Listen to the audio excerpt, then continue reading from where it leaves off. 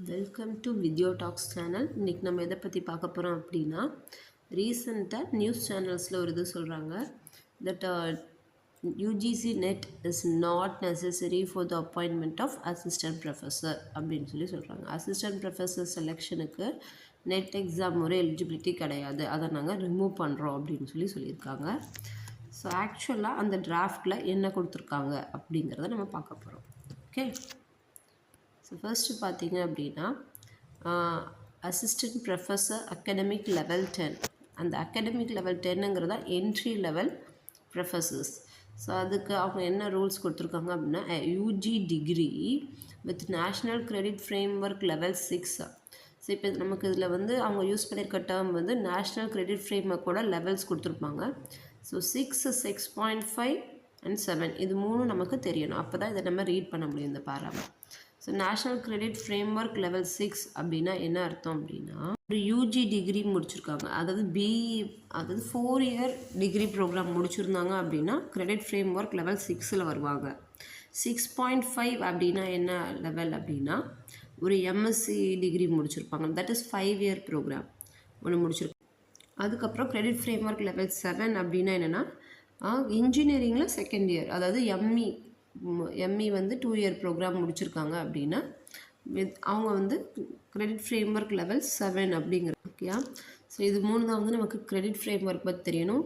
That is 6 அப்படின்னா என்னென்னா BE degree முடிச்சிருப்பாங்கிறவங்க, and 6.5 அப்படின்னா எம்எஸ்சி டிகிரி முடித்தவங்க, 7 அப்படின்னா எம்இ முடித்தவங்க.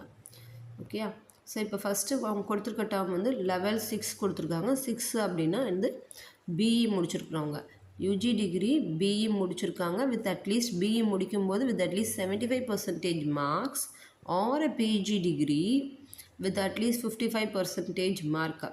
PG degree national credit framework level 6.5. 6.5 அப்படின்னா என்னென்னா எம்எஸ்சி முடித்து எம்எஸ்சியில் வந்து அவங்க வந்து 55% மார்க் எடுத்துருக்கணும், and PhD degree holder.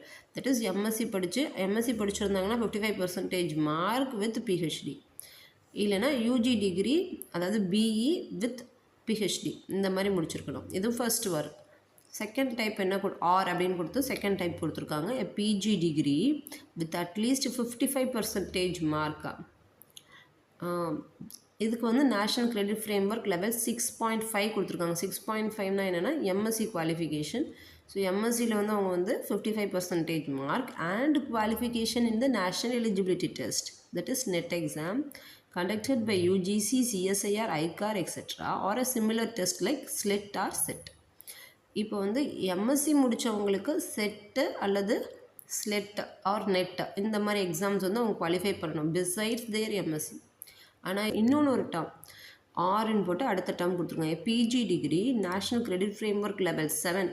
Level 7 அப்படின்னா வந்து என்னென்னா எம்இ எம்டெக் ப்ரோக்ராம் படிக்கிறவங்க, ஸோ அவங்க முடிச்சிருக்கவங்க. ஸோ வித் அட்லீஸ்ட் 55% மார்க் இது இருந்தாலே அவங்க வந்து என்ட்ரி லெவல் ப்ரொஃபஸராக போகலாம். அசிஸ்டன்ட் ப்ரொஃபஸர் அகடமிக் லெவல் 10ல் வந்து என்ட்ரி ஆகலாம். அதாவது பிஎம்இ முடிச்சிருந்தாலே போதும், அவங்களுக்கு வந்து பிஹெச்டி முடிக்கணும்னு அவசியம் இல்லை, நெட்டு முடிக்கணும்னு அவசியம் இல்லை. ஸோ இன்ஜினியரிங் கிராஜுவேட்ஸை பொறுத்த வரைக்கும் NET is not compulsory, but arts and சயின்ஸை பொறுத்த வரைக்கும் வந்து கம்பல்சரி அவங்க நெட் ஆர் செட் எழுத வேண்டியது இருக்குது, or PhD. NET or SET முடிக்கல அப்படின்னா அவங்க வந்து பிஹெச்டி பண்ணணும். ஸோ இது வந்து ஃபஸ்ட்டு ரூல் சேஞ்சு. செகண்ட் வர இது விஷயம் என்னென்னு பார்த்தீங்க அப்படின்னா, கிராஸ் மேஜருக்கு வந்து இம்பார்ட்டன்ஸ் கொடுத்துருக்காங்க இந்த தடவை. ஸோ இது எதில் வருது அப்படின்னா ஜென்ரல் கண்டிஷன்ஸ் அப்படின்னு கொடுத்துருக்காங்க கிளாஸ் 3ல் ரெக்ரூட்மெண்ட் அண்ட் ப்ரமோஷனுங்கிறதுல. ஸோ ஃபஸ்ட்டு வந்து நீங்கள் ஒரு 4 இயர் அண்டர் கிராஜுவேட் ப்ரோக்ராம், அதாவது ஒரு பிஇ படிக்கிறீங்க, அது முடிச்சுட்டு பிஹெச்டி வந்து வேறு ஒரு சப்ஜெக்டில் நீங்கள் பண்ணுறீங்க. முன்னாடிலாம் வந்து கிராஸ் மேஜர்ஸுக்கு வந்து ப்ரொஃபஸராக அப்பாயின்மெண்ட் பண்ண மாட்டாங்க அப்படின்னு சொல்லுவாங்க பர்மனெண்ட் பொசிஷன்ஸில். இப்போ வந்து அந்த இதுக்கான அலோவ் பண்ணுறாங்க. ஸோ அதுக்கு தான் எனக்கு கொடுத்துருக்காங்க. இஃப் த டிசிப்ளின் ஒரு subject chosen in a 4 year undergraduate programme, that is National Credit Framework Level 6 or a postgraduate program, National Credit Framework 6.5 or 7.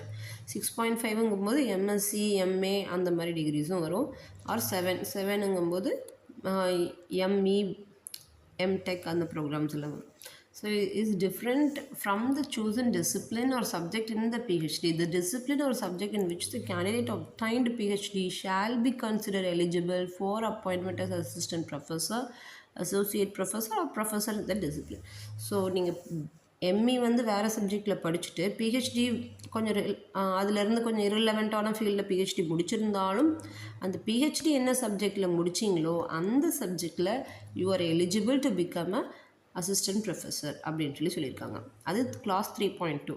அதுக்கப்புறம் கிளாஸ் 3.3 என்ன சொல்கிறாங்க அப்படின்னா ஒரு 4 இயர் டிகிரி ப்ரோக்ராமோ இல்லைன்னா மாஸ்டர் டிகிரியோ முடிச்சிருக்கோம் அப்படின்னா அவங்க வந்து நெட் ஆர் செட் வந்து கிளியர் பண்ணியிருக்காங்க. பட் அது வந்து அவங்க மேஜருக்கு ரிலேஷன் இல்லாத ஒரு சப்ஜெக்டில் அவங்க நெட் ஆர் செட் கிளியர் பண்ணியிருந்தாங்கன்னா அந்த நெட் ஆர் செட் கிளியர் பண்ண அந்த சப்ஜெக்டில் அவங்க வந்து eligible to become a professor அப்படின்னு சொல்லியிருக்காங்க. ஸோ அது என்ன ரீட் பண்ணுறோம்னா, if the discipline or subject chosen in a 4-year undergraduate program, that is National Credit Framework Level 6, or postgraduate program, National Credit Framework Level 6.5 or 7, is different from the chosen discipline or subject in the NET or SET. The discipline or subject in which the candidate qualified NET or SET shall be considered eligible for the appointment as assistant professor in that discipline அப்படின்னு சொல்லியிருக்காங்க.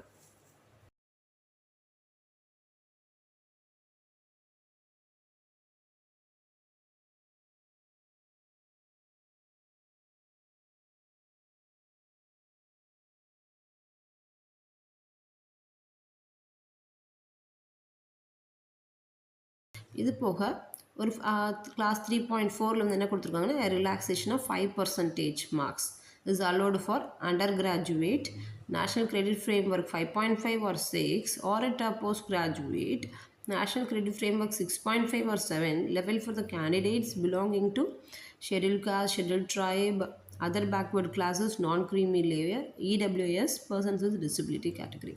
So இவங்களுக்கெல்லாம் வந்து ஒரு 5% marks relaxation கொடுத்துருக்காங்க அப்படின்னு சொல்கிறாங்க. Okay, so இது ரெண்டு வந்து முக்கியமான சேஞ்சஸ் நடந்திருக்கு. இது காமனாக நம்ம யூஸ் பண்ணக்கூடிய காமன் பீப்புளுக்கு யூஸ் ஆகிறது இதுதான். இது போக பிரின்சிபல் அப்பாயின்மெண்ட், வைஸ் சான்சலர்ஸ் அப்பாயின்மெண்ட்டில் இருக்கக்கூடிய சில சேஞ்சஸ் கொண்டு வந்திருக்காங்க. ஸோ இது என்னென்னா டீச்சிங் லைனில் இருக்கிறவங்க தான் வந்து பிரின்சிபல் ஆகணும்னு கிடையாது, மேனேஜ்மெண்ட் பொசிஷனில் இந்த மாதிரி இருக்கிறவங்களாம் கூட இன்வால்வ் ஆகலாம் அப்படிங்கிற மாதிரி கொடுத்துருக்காங்க. சில சேஞ்சஸ் வந்திருக்கு. ஸோ அதை வேறு வீடியோவில் பார்க்கலாம். Okay, thanks for listening. Thank you. இது மாதிரி நிறைய வீடியோஸ் போடணும் அப்படின்னா எங்களை என்கரேஜ் பண்ணுறதுக்கு ஒரு லைக் பண்ணுங்கள், சப்ஸ்கிரைப் பண்ணுங்கள்.